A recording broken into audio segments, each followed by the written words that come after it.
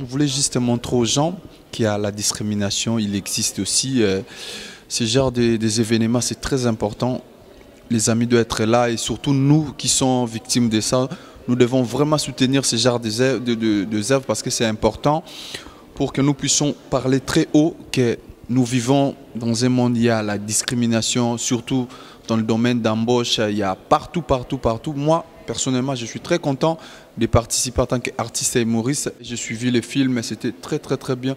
J'ai vraiment aimé et puis ce que je peux dire, je dirais merci à Kojo de m'avoir invité en Cellier. Donc je suis très content d'être là avec toute son équipe de BAM. Je travaille entre autres sur les questions d'intégration des minorités ethniques, comme on dit, et aussi de la discrimination à l'emploi. Et par rapport au film, justement, ce qui est bien, c'est qu'il illustre un peu un petit contexte des discriminations. Ce que j'ai trouvé le plus intéressant en réalité dans le film, c'est le processus de sélection des différents CV dans le bureau de l'employeur. Le reste, pour moi, c'est déjà du connu, même du vécu, on va dire. Mais c'est intéressant aujourd'hui pouvoir comprendre et s'attaquer à ce qui se passe dans la tête du sélectionneur lorsqu'il fait son travail de choix et de recrutement, quels sont les critères, comment les choses se passent en fait. Ça, c'est l'aspect que personnellement j'ai trouvé intéressant puisque je connais les autres dynamiques qui sont présentées, les centres interfédérales pour l'égalité des chances, le MRAC, le travail d'actrice. Comme communautaire, comme associatif, c'est des dynamiques, c'est des instruments qu'on connaît. C'est ça que je trouvais important de pouvoir voir une mise en situation des deux côtés, pas seulement du côté des personnes qui subissent la discrimination, mais aussi l'atmosphère dans un contexte de ceux qui discriminent les autres. Voilà. Et ça, je trouve qu'il n'y a qu'à travers une vidéo qu'on pouvait vraiment bien l'illustrer ou lever le voile sur cet aspect-là. Et Madame Suzanne Moncassa qui a parlé du livre qui a été publié par la plateforme des femmes congolaises, de la diaspora congolaise de Belgique, pardon, Les femmes s'expriment. Le titre du livre, c'est la plateforme des femmes de la diaspora congolaise de Belgique, Les femmes s'expriment. Je m'appelle Étienne Morgolz et suite au film, je trouve que l'idée même en fait du film, à savoir que la personne est jugée sur base de critères totalement subjectifs de la part des employeurs, je trouve que c'est un problème très réel, mais qui, selon moi, n'est pas assez abordé au niveau plus haut, plus élevé. À savoir que on parle beaucoup de la nationalité, de l'origine, de la culture, mais on ne remet pas la personne dans un contexte beaucoup plus vaste, à savoir qu'est-ce que la personne peut apporter. Et donc, on ne valorise pas assez ces personnes. Et je pense le message un peu politique qui devrait être, c'est quel est le rôle des compétences de ces personnes et d'un rôle de qu'est-ce qu'elles peuvent apporter à la société. Et il faut que d'une part, les politiques travaillent sur le rôle du travail, réévaluent qu'est-ce que veut dire le monde du travail, quelle est la valeur du travail, quelle est la place de chaque personne dans la société. Et après, au niveau du bas, dire comment est-ce que les sociétés peuvent faire partie de ce monde. Je voulais aussi profiter de l'occasion pour remercier d'abord aussi la secrétaire d'État, malheureusement, qui n'a pas pu être parmi nous ce soir dû aux empêchements, d'autres obligations. Cependant, le film, c'est un film assez intéressant. Je pense aujourd'hui qu'on a pu, à travers ce film, le film retrace encore ce qu'on connaissait et ce qui est vécu ici par beaucoup de jeunes issus d'immigration en fait. Et surtout encore, malheureusement, beaucoup de jeunes, des personnes d'origine d'Afrique subsaharienne. Et c'est quelque chose qu'on retrouve dans le film. Et comme je le dis, je suis actif sur le terrain maintenant depuis 15 ans. C'est un phénomène qui est réel. C'est un vécu de beaucoup de personnes. Et j'espère que ce film, plus encore toutes les autres mesures et initiatives qui existent, ça va donner encore une autre force, une autre dynamique pour que les choses puissent changer. Personne n'aura sa place ici à Bruxelles si l'intégration à travers le travail n'est pas garantie. Et discriminer de façon gratuite sur base de couleur de peau, religion ou de je ne sais quoi d'autre encore, ces éléments-là ne devraient pas avoir leur place, en tout cas pas ici à Bruxelles, pas en Belgique. Encore une fois, félicitations pour ce court-métrage. Je tenais à remercier nos panélistes d'être présents, nos experts, ainsi que nos partenaires. Et je vous souhaite à tous une très belle soirée. Merci. Alors, je suis Michaela, je suis historienne et politologue et je suis la modératrice de cette soirée. Ce soir, nous allons assister à la première du film « Discrimination à l'embauche des personnes subsahariennes ». Stop. Je pense que chacun de nous a un jour déjà subi la discrimination. Qui peut affirmer qu'il n'a jamais été discriminé? On ne la remarque pas systématiquement car elle peut être invisible. Elle peut nous être défavorable ou favorable. En attendant l'arrivée du comédien, je voulais aussi préciser que parmi nous, on a aussi Madame Guylaine Molay, qui est aussi une femme politique et qui est présidente du CIPROC ASBL, donc une association qui travaille au parcours d'insertion socio-professionnelle, et Madame Malanda, qui est donc la secrétaire générale de l'ASBL Air de Femmes. Bonsoir, merci d'être là. Bien voilà, comme on vous l'a dit, je suis Micheline Malanda. En fait, je suis une femme de communication et de marketing et j'ai une longue expérience dans le monde associatif. Je suis en fait très engagée pour la défense des droits des femmes. Et en juin 2014, nous avons créé une ASBL qu'on appelle Air de Femmes et dont je suis actuellement la secrétaire générale. C'est à ce titre que je suis ici en fait, pour soutenir les actions par rapport à la discrimination des femmes. J'ai fait une formation en développement personnel et je suis vraiment je me penche vraiment sur les questions identitaires. Parce que par rapport à la question de la discrimination, je crois que la question identitaire joue un grand rôle, les questions identitaires. Et je pense que si on pouvait vraiment approfondir cette réflexion, on pourrait aider justement notre communauté à trouver des solutions par rapport aux questions de discrimination à l'embauche.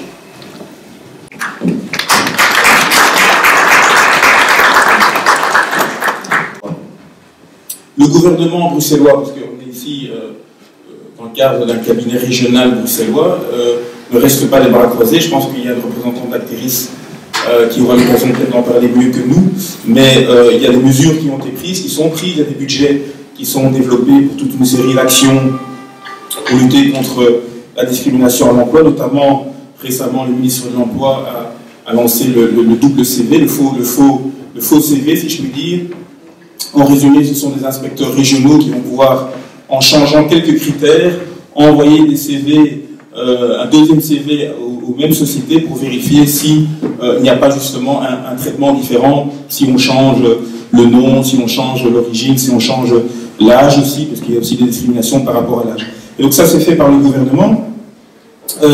Au niveau fédéral, et Mme de Batz voulait aussi ajouter cela, le ministre de l'Emploi, Chris Peters, a cet été également introduit le principe des mystery calls, donc des appels anonymes qui pourront être faits par les inspecteurs fédéraux pour là aussi pour constater qu'il y a ou non des infractions par rapport à l'engagement de personnes d'origine étrangère.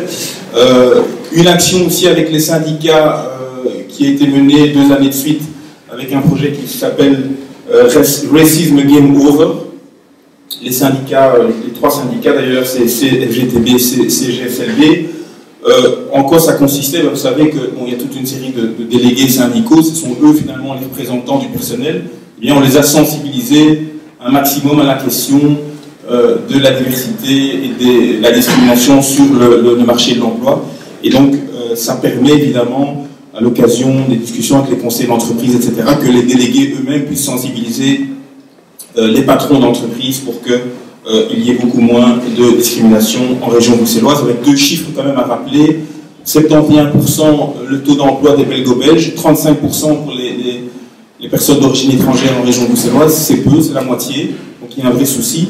L'an dernier, il y a eu 48% de plus de plaintes qui ont été déposées chez UNIA, donc l'ancien Institut pour l'égalité des chances, de plaintes par rapport aux discriminations à l'embauche. Donc tout ça, ce sont quand même des chiffres assez interpellants, face auxquels, évidemment, il ne faut pas rester les bras croisés.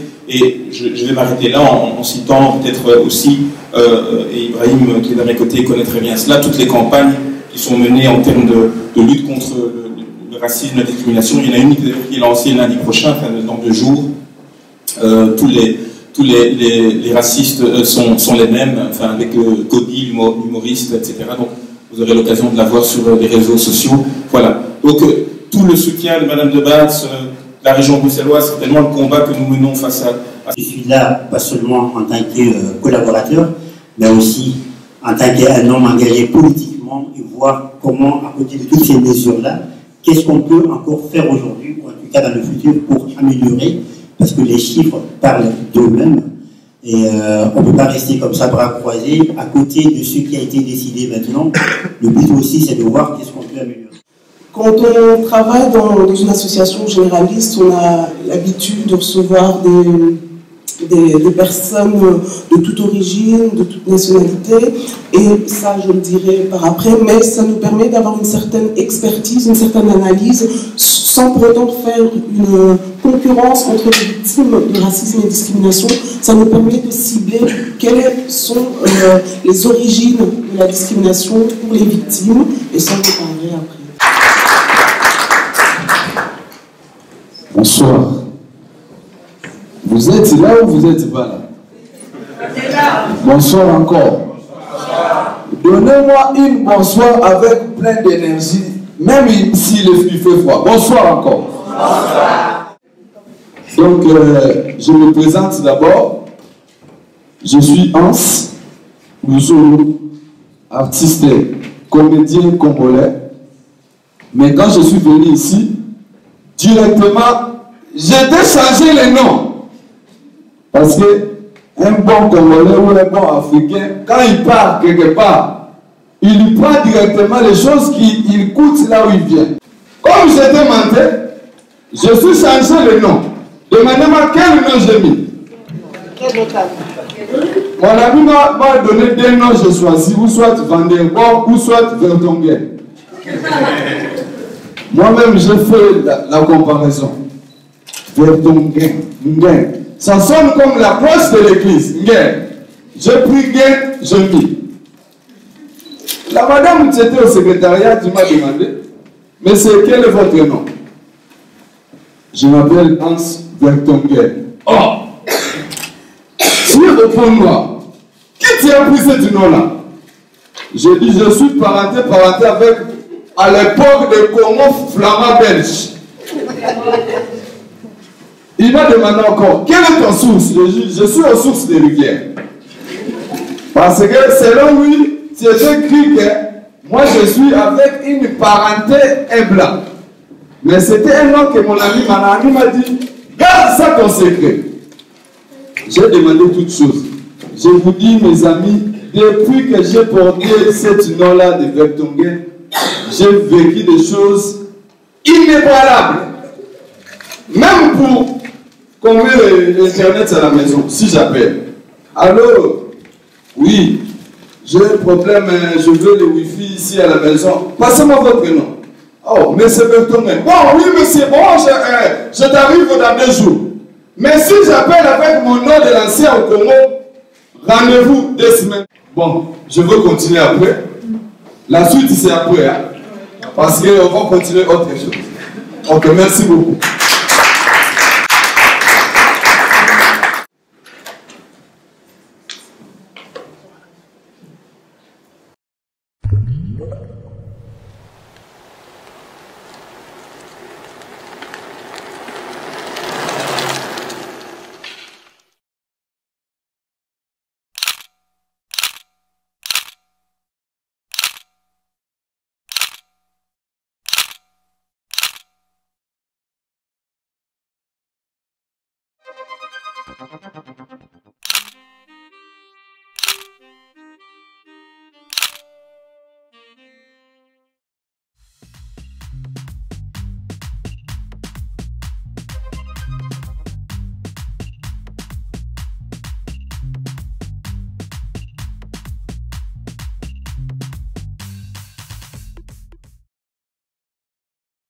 Allô?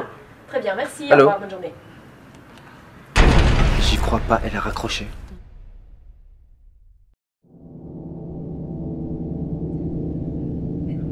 D'accord. Donc, ouais, donc, elle faisait n'importe quoi, c'est vraiment trop drôle. J'ai filmé une vidéo. Oui, elle a vomi. Ah, quelle horreur, c'est pas vrai, t'as assisté à ça? Ouais, en plus, c'est une couleur vert. Tu vois, vraiment trop drôle. J'ai regardé, j'ai vu tourner les yeux, tu vois. Non, c'est pas possible, c'était dégueulasse, mais c'était trop drôle. Attends, je dois rappeler parce que j'ai un entretien là, j'ai oublié. Et j'ai vraiment besoin de ce job, donc attends 2 secondes. Ok, vas-y. Entreprise VKV, bonjour. Oui, bonjour. Je vous envoie mon CV il y a plus ou moins 1 semaine et demie pour un poste à pourvoir et je voulais savoir où en était mon dossier. Oui, d'accord. Quel est votre nom, s'il vous plaît, monsieur? Excusez-moi, c'est Ali. J'ai pas compris. C'est Ali ou c'est Chris ou c'est qu'est-ce que... Ali. D'accord. Ali comment? Ali Kyungek. Vous voulez que je l'appelle? Oui, je veux bien. Donc c'est K-I-A-N-G-E-B-E-N-I. Kyungebeni, oui. Alors, très bien. Monsieur Bay, tant que je vous ai au téléphone, j'ai 2-3 questions à vous poser. D'accord. Vous pouvez me rappeler votre âge, s'il vous plaît? J'ai 26 ans. 26 ans, d'accord. Ok. Et la profession de vos parents? La profession de vos parents. Le métier de vos parents, pardon. Vous comprenez? Le métier de vos parents. Je comprends pas. Qu'est-ce que la profession de mes parents a à voir avec... Le travail? Oui, j'ai compris, mais pourquoi c'est pas par rapport au poste? Ah bah écoutez, vous me demandez où en est votre dossier, moi je dois vous poser des questions, c'est la procédure. Hein. Donc je vous écoute. Le métier, le travail de vos parents? Ma mère est actuellement en recherche d'emploi. Voilà, d'accord, recherche d'emploi, très bien. Et votre père? Mon père, mes parents sont divorcés, donc j'ai pas de nouvelles de lui. Bien. Pas de nouvelles, d'accord. Pas de père, quoi. D'accord, ok. Bien, eh ben, d'accord, votre dossier est complet, monsieur, donc on vous rappellera si jamais votre profil correspond, ça va? C'est inutile de rappeler, hein. Vous ne devez pas rappeler, c'est moi qui vous rappellerai, d'accord? Voilà, très bien, vous avez compris? Voilà, très bien, ok, merci, oui, bonne journée, au revoir. Allô? Très bien, merci, Allô? au revoir, bonne journée. J'y crois pas, elle a raccroché. Qu'est-ce qui vient de se passer là? Ne rappelez pas, c'est clair. Champion, attends, il faut lui dire clairement. Ah, oui. Il appelle 5 fois par jour. Ouais, tous les jours, c'est comme ça. Hein. Tu vas pas appeler pour un entretien au parc? Ouais, mais... Tu cherches un endroit calme, tu appelles. Ouais, ok. Mais... c'est pas le lieu en tout cas. Elle a posé des questions qui n'avaient pas lieu d'être. Bah, ça, je comprends, c'est pas normal, mais bon... Qu'est-ce qu'ils ont besoin de savoir ce que mes parents ont fait? T'as pas été professionnel, mon chéri. Oui, mais elle non plus. Bah, oui. Avoue-le, elle n'a pas été professionnelle. Oui. J'ai limite l'impression d'être un manque à rien, quand elle parlait. Ben non, écoute, c'est peut-être pas ça, mais déjà, ta façon de te présenter, ça l'a peut-être choqué. Moi, ce qui m'a choqué, c'est la façon dont elle parlait et les questions, qui étaient complètement hors sujet. Mais t'as vu comment tu parlais avec elle? C'est comme ça comment je parlais. Mais tu parles comme si c'était ta pote. Bah non, tu sais, déjà, elle me pose des questions indiscrètes et je suis pas, déjà, je suis pas à l'aise quand elle me demande ça. Mais attends, t'as même oublié ton prénom. Oui, mais attends, tu là... Tu trouves ça normal pour un entretien d'embauche? On est dans le parc et tout, j'étais oui, mais pas, bon, pas allez, préparé. C'était pas le lieu. Là, elle a raccroché et je pense que c'est mort. Oui, franchement, ça s'est très mal passé. Est-ce que tu t'es entendu, toi? Il y a des formations pour les entretiens d'embauche. Ce serait bien que tu fasses une petite formation. Oui, je vais faire une formation. Mais ce serait aussi bien que ce soit des personnes compétentes qui regardent mon CV et qui s'y intéressent. Non, mais je comprends, pas par rapport à ma famille et qui n'a rien à voir là-dedans. Oui, je comprends. Oh putain, lui c'est un vrai boulet. Champion du monde. Ah, tous les jours il rappelle 3 fois. Même ses parents sont en recherche d'emploi. Franchement, si tout le monde nous appelle 5 fois par jour, on s'en sort plus ici. Déjà qu'il arrive à l'heure. 26... Oui, parce que ça, les Africains, merci. Ok, alors recherche dans... Ouais, de toute façon, il n'a même pas de parents, ça c'est bon. Ok. Alors, qui est-ce qu'on a ici? Donc, ah oui, elle, avec son voile là. Elle est C'est toi qui l'avais reçu, hein? Ouais, je l'ai reçu. Je lui ai dit, madame, tirez votre voile voilà, pour l'entretien. Et ah mais non, non, vous êtes raciste, vous n'avez pas demandé ça. Elle t'a traité raciste? Ouais, elle t'a juste parce que juste parce que j'ai demandé de tirer le voile. De toute façon, c'est pas conforme au règlement de travail. Hop, allons-y. Alors, qui est-ce qu'on a ici? Ah oui, elle est enceinte, elle a 2 gosses. 2 gosses ici, elle vient pour elle est enceinte. Attends, elle est enceinte, elle postule? Ouais. 3e gosse déjà. Dans 3 mois, elle accouche. Attends quoi? C'est n'importe quoi. Engager quelqu'un qui va accoucher. Mais sauf que non, mais ces gens-là, ils rêvent. En plus, t'as vu son CV, tu as les tâches, c'est quoi? C'est de la bave. Ok, bon. On n'est pas sorti de l'auberge. Alors, qu'est-ce qu'on a ici? Ah ouais, lui. Pas mal, lui, hein. Ouais. Tu vois, c'est un bon exemple. Il est belge. Vrai, oui, il est bien. Il a son permis. Il a fait le DIF. Il parle français, néerlandais, anglais. Ouais. Très bien, ça. Ah oui, bah lui, il me paraît super. Hein. Ouais. C'est bien. Propose-le à Michel, ça c'est bien. Ok, alors. Tu te rappelles de lui? C'est ce qui m'a appelé. Enfin, d'elle plutôt. C'est ce qui m'a appelé, une copine. Bonjour mademoiselle, je voudrais avoir des nouvelles de mon. Ouais, non, attends, si on prend un homme, on prend un frais, quoi, pas une vite comme ça. Ouais. Ok, alors. Ah ouais. Ça, j'ai mal au cœur. Moi aussi. Mais bon, c'est pas quand même.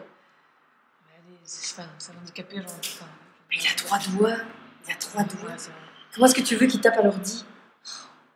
C'est vrai, je suis méchante, mais c'est vrai. Ouais, c'est ça, il faut pas c'est vrai. Comment est-ce que tu veux? Il va mettre 2 fois plus de temps que n'importe qui. Je suis désolée, hein, je suis pas contre les handicapés, mais bon, il y a un moment, quand même. Enfin, tu vois, bon. Ah oui, attends, c'est la petite Aurélie, ça, non? C'est pas celle qui m'a appelé. Oui. Ah oui, elle m'a appelé au téléphone et qui me demandait en quelle langue je voulais faire le. Ah oui.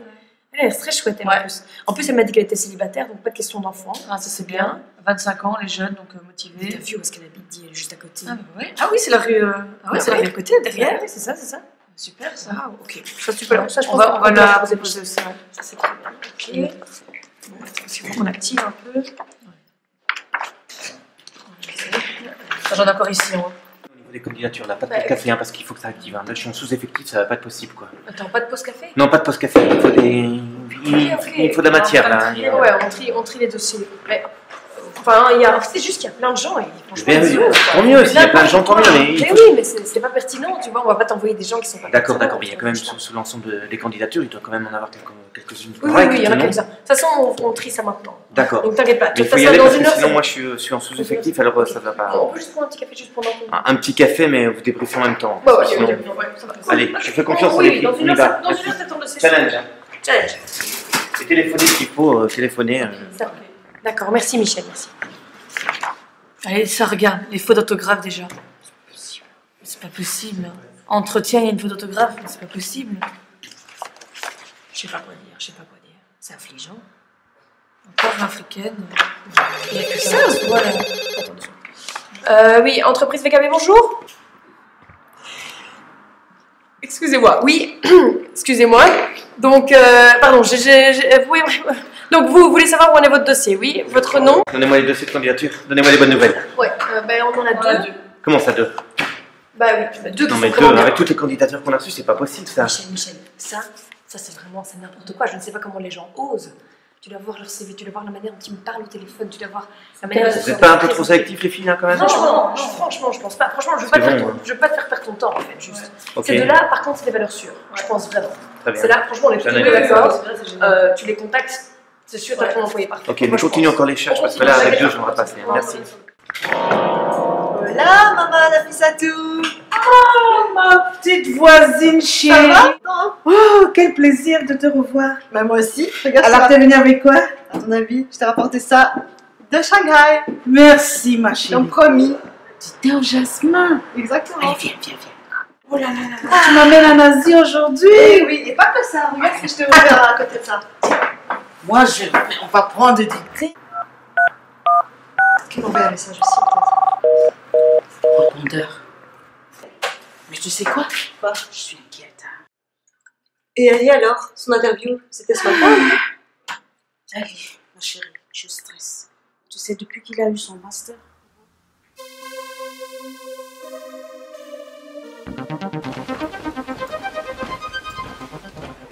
Alors, par rapport à Ali, ce qu'on a pu en voir, c'est que, d'une part, l'entretien se fait par téléphone. Ce qui est important à dire, c'est que les questions qui ont été posées sont des questions qu'un employeur ne peut pas poser dans les entretiens d'embauche. Il y a toute une série de règles, notamment de conventions collectives, qui interdisent à un employeur de toucher à certaines questions qui relèvent de la vie privée. Cela étant, quand il nous a contactés, on a vu avec lui quels étaient les éléments de preuve qu'il avait. Évidemment, il n'a pas enregistré l'entretien qu'il a eu, et le fait que ce ne soit pas uniquement entre l'employeur et Ali lui-même, mais qu'une tierce personne ait pu témoigner, pour nous, c'est intéressant parce que ça nous permet d'asseoir un tout petit peu le dossier, et c'est quelque chose qui nous permet de prendre contact avec l'employeur et de dire qu'il y a des apparences de crédibilité.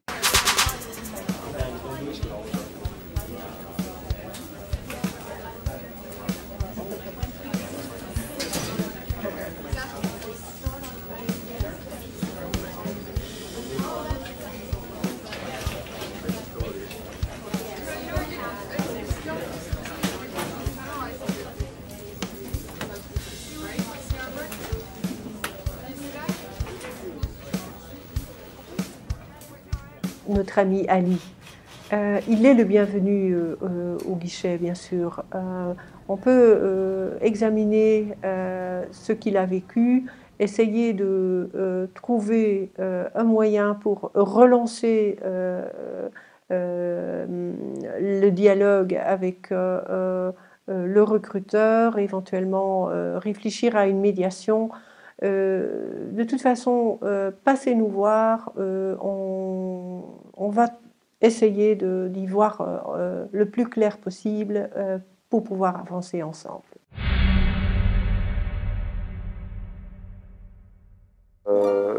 Ali, donc ce qu'il a vécu, d'abord, il ne doit certainement pas le prendre pour lui-même, c'est pas lui le problème, ça c'est vraiment très très important, c'est pas Ali le problème. Ali a été l'objet d'un système qui existe depuis plusieurs siècles, donc qui est le fait de la mise à l'écart de la société d'une personne qui ne répond pas aux critères que veut le dominant. Dépendre systématiquement d'un système dominant qui est le monde judiciaire pour être reconnu dans son droit, pour moi c'est toujours la reproduction d'un rapport de subalternité.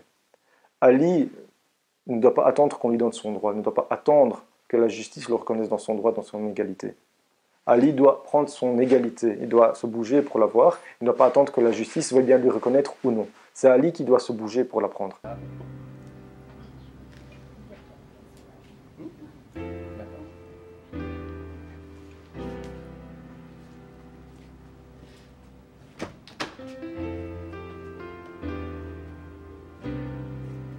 Je suis né ici, j'ai grandi ici, j'ai également fait mes études ici, donc je mérite d'avoir un travail qui correspond à mon profil.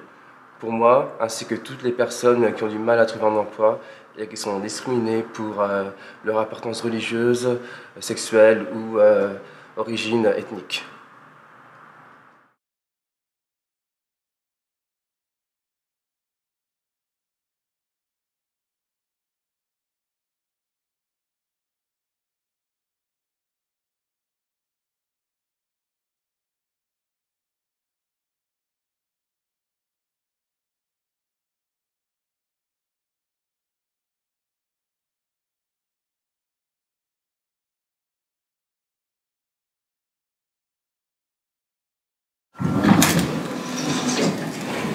Je suis encore au retour.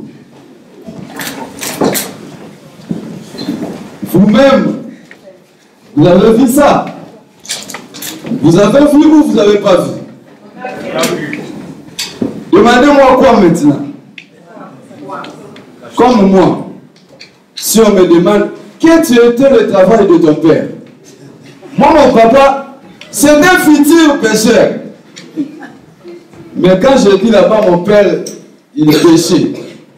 Il va demander aussi, quel est ton arrière-papa, il faisait dans la vie? Demandez-moi qui était le travail de mon arrière-papa. Chef coutumier, sorcier encore. Maintenant, si je donne tous ces profils-là, est-ce que tu m'engages ou tu ne m'engages pas? Parce qu'on dit tel père, tel fils, tel grand-père, tel petit-fils. Directement, je serai grignoté avec le même page avec mes parents. Parce que voilà, ça a été dit tout à l'heure, la région de Bruxelles va subsidier, enfin est en train de subsidier les entreprises avec des fonds. Donc à ma connaissance, c'est plus ou moins 255 millions d'euros par an dans le plan Activa, etc. Donc c'est un montant assez considérable, très important, beaucoup d'argent pour les hautes entreprises. Je trouve ça très bien, soutenir l'entrepreneuriat.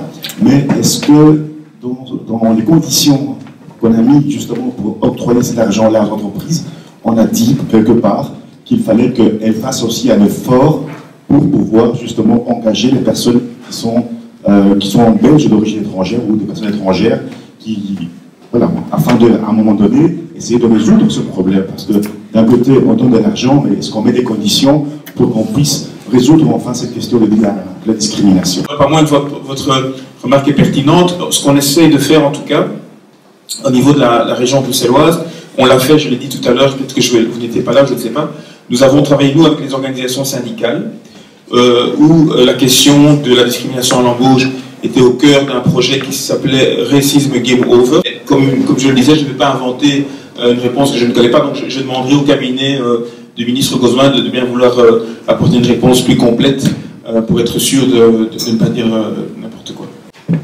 En ce qui concerne les actions positives, ou plutôt la discrimination positive, il faut vraiment une réelle volonté politique de pouvoir mener une lutte contre une discrimination structurelle, parce qu'on a beau dire ce qu'on veut, il y a des lois, mais lutter contre le racisme avec des dispositifs législatifs, c'est pas toujours quelque chose de simple et de facile, surtout pour la personne qui est victime de discrimination.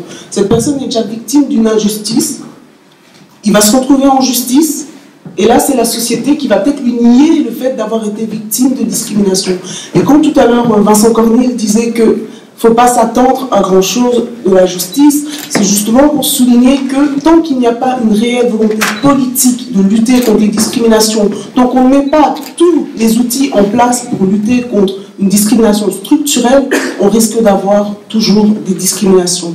Tout à l'heure, je disais que quand on a la possibilité de travailler dans un service juridique généraliste, on arrive un peu à pointer du doigt les origines de la discrimination. Et en ce qui concerne les personnes noires, les discriminations dont elles sont victimes ont pour origine l'imaginaire collectif. Qu'est-ce que les gens pensent du noir? Comment est vu le noir? Et comment est vu le noir est dû au passé colonial de la Belgique. On a beau être intelligent, avoir le diplôme qu'il faut, on pense toujours que le noir n'est pas intellectuel mais manuel. On a eu le cas au niveau du service juridique d'un monsieur qui se faisait appeler par son patron le gorille du Congo. Parce qu'il était grand et fort et qu'il estimait que ce monsieur devait faire toutes les tâches difficiles de l'entreprise. On a énormément de personnes qui ont des doctorats et qui se retrouvent au chômage. Parce que le noir ne peut pas, dans l'imaginaire collectif, le noir n'est fait que pour le travail manuel. Donc, tant qu'on ne pose pas les bonnes questions, tant qu'on ne cherche pas à résoudre les problèmes à leur origine, on n'y arrivera pas. Parler du passé colonial et de l'imaginaire collectif, tout ce que cet imaginaire, l'image qu'on a du noir a pu créer dans la population, bien sûr, on va dire, on a aussi des stéréotypes ou des préjugés positifs à l'égard des noirs. Le noir est joyeux, le noir aime danser, le noir aime faire la fête, le noir est tolérant, parfois on dit même. Mais quand il s'agit de travail, le noir, c'est toujours le manuel et pas l'intellect. Et d'ailleurs, on le remarque, il y a eu le monitoring socio-économique, une étude commandée par UNIA, qui montre que le noir, on le trouve beaucoup dans le travail intérimaire, avec un salaire faible. On a ce qu'on appelle une ethnostratification du marché de l'emploi. Donc ça veut dire que dans certains secteurs d'activité, on va retrouver des Noirs, on va retrouver des Arabes, on va retrouver... Donc il y a vraiment une racialisation du marché de l'emploi. Et tant qu'il n'y a pas une réelle volonté politique de lutter contre les discriminations systémiques, on aura beau prévoir des ordonnances, des décrets, des lois, donc ça ne changera pas. Il faut vraiment un réel travail politique sur la question des discriminations. Je vais finir par là. Et ce n'est pas seulement une volonté politique, c'est aussi une question qui intéresse chacun de nous. On ne peut pas toujours attendre, comme le disait Vincent, qu'on prenne une loi pour pouvoir lutter contre les discriminations. C'est à nous aussi, en tant que citoyens, de pouvoir dire ce problème-là, je le vis au quotidien. Qu'est-ce que toi tu fais pour mon problème? Parce que c'est un problème, qu'on soit blanc ou noir, arabe, On est tous touchés par la discrimination. Et quand on parle du noir, et quand on revient à la définition du racisme, le noir est celui qui est soumis au racisme tel qu'il est défini. Je vais passer la parole à Madame Moncassaille après à vous, donc en tant que présidente de la plateforme des femmes de la diaspora congolaise de Belgique. Merci. Merci de m'avoir invité. Merci à M. Kodjo pour son engagement pour la cause des personnes qui sont victimes de discrimination. Je suis présidente de la plateforme des femmes de la diaspora congolaise de Belgique. Et ce que je vais dire de la plateforme, c'est que ça réunit des femmes qui sont actives dans la société, qui sont actives dans différents secteurs de la société. Et il n'y a pas si longtemps, la plateforme a publié ce livre. Je vous invite à le lire, parce que c'est un livre qui réunit 129 femmes qui s'expriment de différentes manières, par les photos, par des textes, par les photos des activités. Et vous allez voir que ces femmes, à leur manière, ont trouvé des solutions à ces questions de discrimination. Mais je vous laisse découvrir comment ces femmes, chacune à sa manière, a essayé de trouver la réponse à la question de la discrimination. Mais monsieur va parler, après on va vous passer le micro. D'accord? Merci. Bonsoir. Moi je viens un peu de loin, du nord de la Belgique. Je viens de la région d'Anvers. Et je voulais tout juste, après avoir regardé le film, je voulais partager quelque chose avec mes frères et sœurs qui sont présents aujourd'hui dans la salle. Au fait, la discrimination est très complexe. C'est un phénomène qui est très complexe et très compliqué. Ça commence déjà par l'école, l'éducation déjà. Et quand vous regardez comment l'éducation est donnée du nord jusqu'au sud, la plupart des enfants nés de l'immigration, on les dirige directement dans les filières techniques. Parce qu'on se dit qu'ils ne peuvent pas aller loin, aller à l'université. Quand vous allez à l'université, dans les universités en Flandre, à Anvers par exemple, les frères noirs africains qui sont arrivés à un niveau à l'université, vous pouvez les compter sur les doigts. Donc déjà, il y a déjà à la base une discrimination déjà. On n'a pas les mêmes chances. Parce qu'on vous envoie directement dans la filière technique, ça veut dire que vous allez utiliser votre force pour parvenir à gagner votre vie. Et puis en plus, si nous sommes dans le cadre, nous sommes en Belgique, je vais filer un petit tuyau à tout le monde. Moi, je suis arrivé ici après mes études universitaires en Belgique et je suis installé dans la région flamande. J'ai commencé directement à apprendre la langue, le néerlandais. Ce n'est pas un secret pour personne. Si je peux dire que économiquement, les Flamands ont une puissance économique actuellement dans le pays. Et si vous voulez augmenter votre chance d'avoir un travail décent, je vous conseillerais aussi de faire un effort d'apprendre, même si vous êtes à Bruxelles, d'apprendre le néerlandais. Parce qu'à l'embauche, ça vous donne un plus. C'est tout ce que je voulais partager avec vous. Avant de passer la parole à madame, j'aimerais citer un célèbre écrivain nigérien qui disait le tigre ne proclame pas sa tigritude, il saute sur sa proie et là-bas. Merci.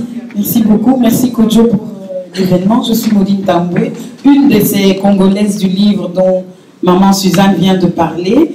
Et je rebondis sur ce qu'elle a dit en parlant de sortir du rôle de victime. Aujourd'hui, en tout cas pour la région de Bruxelles-Capitale, ça c'est tout chaud. À partir de janvier, il y a quand même un projet d'amendement à cette question de discrimination, puisqu'il y a un projet d'ordonnance qui est sur la table depuis déjà un petit temps, qui, d'après ce que j'en sais, devrait vraiment devenir effectif en janvier, concernant justement la discrimination à l'embauche et la question du testing. Parce que c'est toujours, oui, mais il faut le prouver. C'est ça aussi. On demande aux victimes d'objectiver, mais objectiver, ça veut dire quoi? En droit, ça veut dire donner une preuve tangible, matérielle, et jusque-là, c'était toujours à la personne qui se sent discriminée d'amener la preuve. Or maintenant, en tout cas, j'espère, parce que des associations, des personnes se sont mises derrière pour pouvoir que la vapeur change, au moins, puisque maintenant, à partir du moment où vous pensez, vous avez en termes juridiques, c'est vous avez la présomption qu'il y a une discrimination, les différentes agences seront obligées de regarder votre dossier. Un jour, il faudra bien que quelqu'un doive répondre d'un acte illégal, voilà, parce que c'est ça qu'il s'agit. Ne pas engager quelqu'un sur la bonne base, c'est un acte illégal. Non, c'est important, parce que c'est important qu'on en parle maintenant. Je suis désolée. Monsieur Kébé. Je ne veux pas répondre à la question précédente. Je pensais déjà, je souligne tout à fait, mais je pense à, ça ramène un peu aussi à la campagne qui a été menée par Vincent Compagnie, vu que j'avais vu sur l'affiche là tantôt, apprenez le néerlandais et doublez votre chance d'avoir un emploi à Bruxelles, ou d'ailleurs même de façon générale en Belgique. Je pense que l'apprentissage de la langue est très très important. Je suis tout à fait d'accord aussi par ce cri du cœur, mais enfin, je la connais, elle est très très dynamique sur le terrain. C'est quelqu'un qui se bat dans le milieu associatif depuis plusieurs années. Vous dites, à toi je fais allusion. Si on continue à discriminer ici à Bruxelles, ça n'ira pas, ça nous coûte très très cher. Donc à un moment donné, moi j'avais proposé pourquoi ne pas passer à des questions de quotas. Non, pas d'abord moi. Ok, pas de problème, ça va. Ok, pas de problème.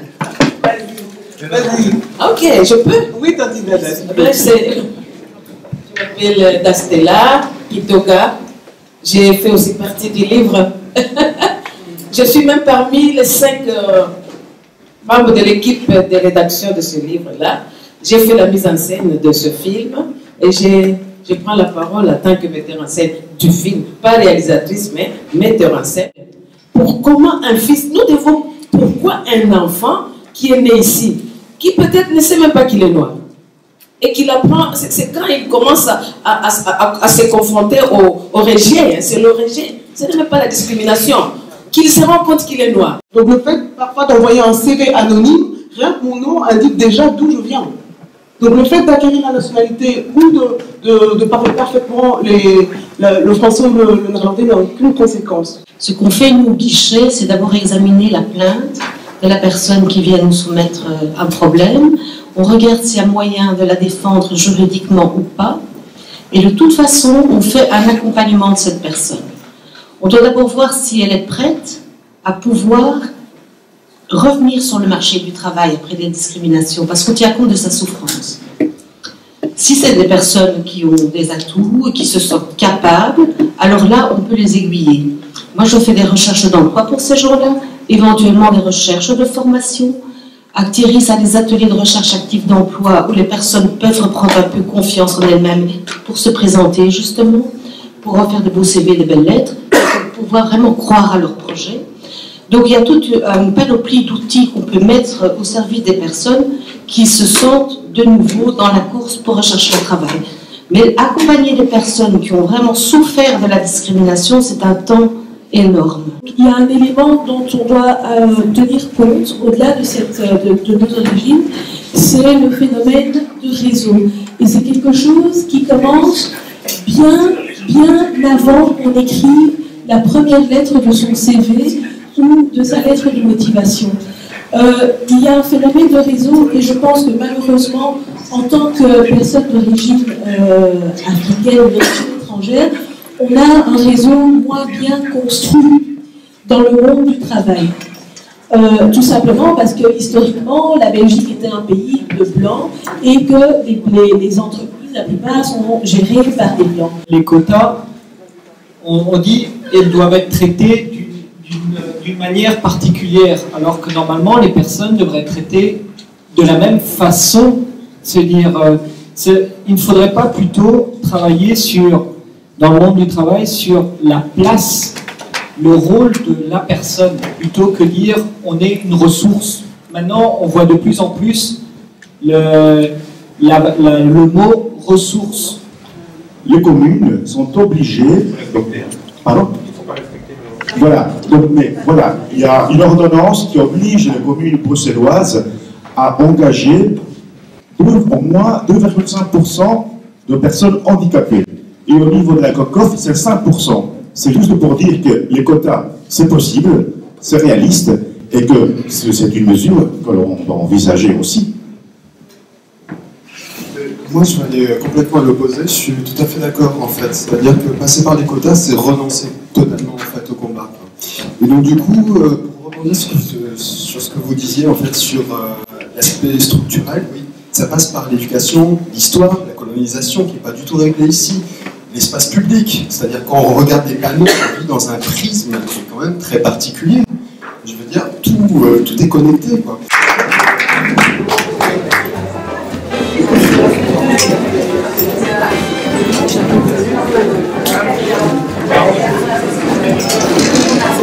Nicolas.